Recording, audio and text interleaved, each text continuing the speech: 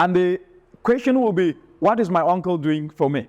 Or what is my auntie doing for me? And we hear this a lot of time. What is he doing for me? What is she doing for me? That is entitlement. And entitlement keeps you at ground zero. It keeps you at ground zero. Let me tell you guys this today. When you expect always, you diminish and depreciate yourself from rising above where you are. When you decide to do it for yourself and fend for yourself and suffer through the process, you become independent. And there is nothing as powerful as being independent in your own ideas, in what you do. Don't get me wrong. There's absolutely nothing wrong to help someone. But what we should always ask in the process is, if you are expecting that uncle to help you, what are you doing in return for that uncle to be able to help you? Why this is very, very important is that if you do not offer value to exchange that value for something, you are failing yourself, because there is no sustainability in giving and receiving when you have not offered anything in return. And I'm bringing this up today because we're in a continent where dependency sometimes have made us to not self-believe that we can be able to do it. And to the young people out there who are coming up with brilliant ideas, please know that you are on the right path, but don't expect people to just help you without you offering value to them.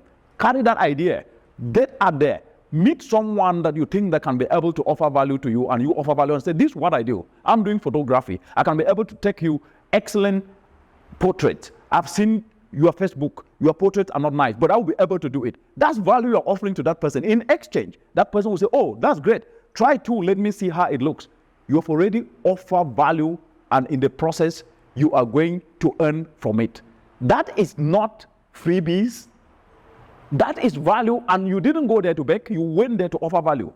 And why I'm bringing this up today is that entitlement makes you to forget yourself. It makes you to forget your skill. It makes you to know that you can actually be able to stand out and be respected. And worst of all, entitlement makes you to be disrespected and to be seen as somebody who cannot bring something to the table.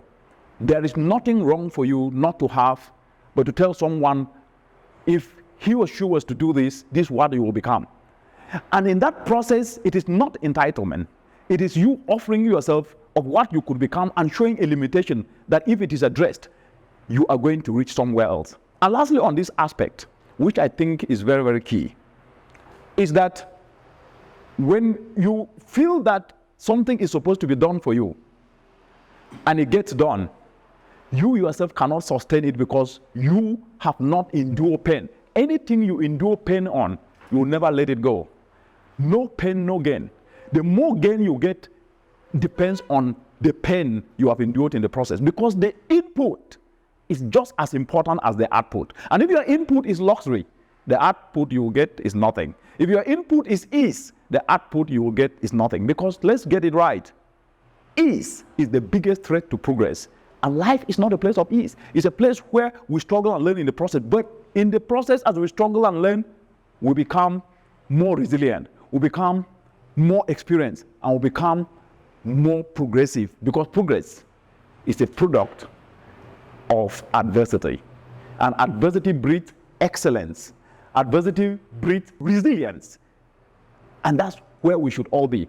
Are you willing to steer off the entitlement mentality? I think you should.